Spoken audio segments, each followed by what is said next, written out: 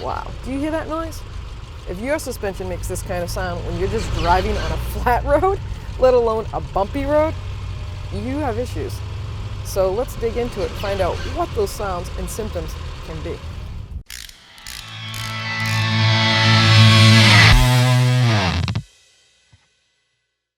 Hi everyone, Sue from 1A Auto, and as you can tell from the opening clip, we have a suspension noise that we want to identify and diagnose. So let's get right to it. All right, so we heard the noise, and now we're going to get into the diagnostic part of it, which is the fun part. Maybe you have this noise. It's, as you can tell when we were driving, it was just any little bump, and it was a squeaking sound. Lord, it's pretty loud. Hopefully the camera got all the sound for you. But it doesn't do it when you turn, so now you have to do detective work. Turning is actually involved with like tie rod ends and ball joints, but that's pretty much it, radius, other than struts, top mounts, if you have those type of struts. So I'm going with, it was an up and down sound that caused this creaking. It's not as unusual as you might think it is. We see it a lot as technicians. We run into it with constant complaints. So we're going to get back into the little detective work. So we're looking for motion, something that goes like this, that's causing this squeak. So when I look at a front end, I identify it, independent suspension, okay? That's because this control arm hangs down and the strut is over there. This control arm can go up and down, and that one can stay stable because it's independently goes up and down. So I have a ball joint, got my tie rod ends, and I got a link, I got a sway bar. But what I have are control arm bushings. Now these here and back here is a very large bushing. These are going to go up and down. So I want to focus on what I see when I first look at it. Can't really see in here, correct? But what I do see is rust. Not on this big piece, but closer inside here, if you look where that bushing is, you'll see some rust. Rust to me indicates dryness and possibly movement. So as we can see on this control arm, look in there, you see that bushing? It's all black and no rust coming out of that center of where that control arm wraps around that bushing. So that tells me this side's probably doing okay, but on the other side, that's another whole story. So now we have discovered, because of this has a slight lift to it, I can't really get a jack under the control arm because of the angle of it. I tried a pole jack, didn't work either. So I lowered it down on these ramps, and by doing that, it brought the suspension up as best as I could to actually like it's on the ground, because we don't have a drive-around ramp, and I'm sure you don't have a drive-around lift at home. So this is how I'm going to solve that puzzle. Now we have the lower control arm sitting the way it would be if it was on the ground. I'm going to have my assistant bounce it, and I'm going to listen at that bushing that I showed you earlier with my stethoscope, and it will pick up the sound and travel right through. Go ahead. Oh yeah, it's extra loud here. You can hear it right through the scope. It's creaking like anything. I'm going to check any other movement place that I have. That would be up here on this, that link. Nothing there. It's all coming from this one bushing that we saw all that rust coming out of. So it's tweaked inside. So now that we've heard a control arm can actually have a squeaking sound to it from the bushings, what about a possible thumping sound, like a boom, boom, or a kind of feeling like you're on ice? You ever feel like you're sliding on ice and the steering wheel just loses a little momentum? Let's check into that. And does it have something to do with the control arm also? All right, so here we have a car that actually has that kind of thumping noise in the back. When I brought it in, this is what we found. So here we have a rear sway bar. We got the link in the rear and the sway bar bushings. You can probably even hear this. Look at that movement in that.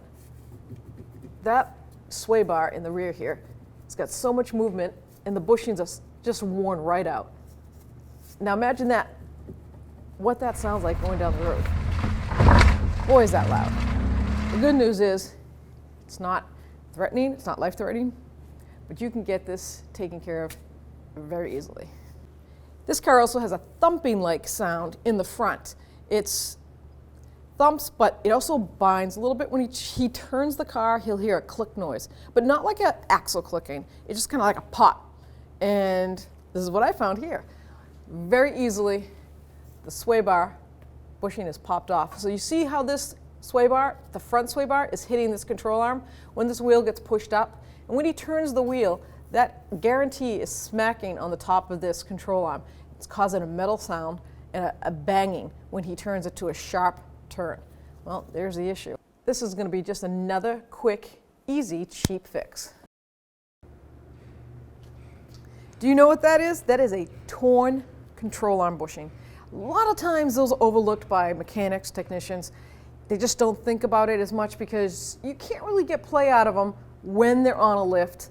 You don't get much play, but I'll tell you when you do get play. If you ever experience driving down the road and high speeds, you have a steering wheel shake, and people are checking your tires up for you because 90% of shakes are caused by rims or tires. You have to have a wasted wheel bearing for a tire to actually have a wobble in it. But I have had the experience of having that control arm bushing being wasted and driving a car, maybe a little over the speed limit, but feeling the car shimmy and the steering wheel shake and checking it all out, and what I found was that bushing is worn. So think of that lower control arm and that bushing kind of like your elbow, right? This being that bushing. And if it's not supposed to move, when you accelerate and deaccelerate, that thing's going like this. Look how torn that is. Both sides were like that. This was the other side, and we already did a repair on it. And luckily, at the 1aauto.com site, you can get the new one, and it's so easy to do. But it's overlooked a lot. So if you have a shimmy and you can't solve it, and maybe your mechanic can't solve it, don't overlook bushings. They're very important. This will cause out of control and shaking on a high speed. You will feel a shake and sometimes an actual banging noise. So this is actually critical. So pay attention, and hopefully you don't have them this bad. So I want to get into actually physically showing you what this bushing does. So I can't go down the highway in this and show you if it actually moves when you brake or accelerate. Look at how much that tire moves when I do this. Now imagine what that's doing going down the road with a worn out bushing. You're going to feel it, and it actually is very dangerous because you could lose control, heaven forbid, if you're going a little too fast. But you can see what it does. It's going to shake. So not all shakes are in the tire or wheel. Most of them are. All right, so now we want to talk about my favorite part of suspension is control arms. I just think they're wicked cool. Everybody has a little favorite thing. Engine-wise, I get other thoughts, but suspension-wise, I really kind of like them. They remind me of a human body because we have, to me, an elbow. This is a very critical point. It's really important in the suspension part of your car. Ball joint, ball joint. This is a lower control arm, and this is an upper control arm. Not for the same vehicle, but as you see, they have bushings. These are all pressed in with the rubber, which we found yesterday on that car, that this bushing here is spinning in place of this steel part of that control arm. And that's why we have that squeak every time the suspension went up and down, because this control arm is going to go just like this. And this ball joint pivots just like your wrist. And that's exactly what these both items do. They make that whole control arm and suspension, it will go just like this. And that's why you have a smooth ride. You don't have a headache. You don't have a shaking. This is the reason for it. So I'm going to show you a bad one on a little compact car, but this happens to be the control arm that we're going to put in, and this ball joint is wasted. So let me show you the symptoms and how quick and easy it is. So when checking a lower ball joint on independent suspension like this, especially a compact car, you don't need a jack. You could jack it up, but don't jack it on this control arm. We want that hanging down. So you would put the jack right over there on the pinch rail where the lift is, and don't get underneath it because you want to put, unless you want safety, you could put a jack stand right behind your jack on that pinch rail, but you want this control arm hanging down just like that. So when you grab it, you can actually see and feel the movement. In this video, you see a straight axle suspension. So it's like in a Jeep, JK, Wrangler. It has a differential in the front and in the back. It's always going to be a four-wheel drive vehicle, and it's usually four-wheel drive optional, not all-wheel drive. So this is why you have a straight differential with an upper ball joint, lower ball joint. No control arm.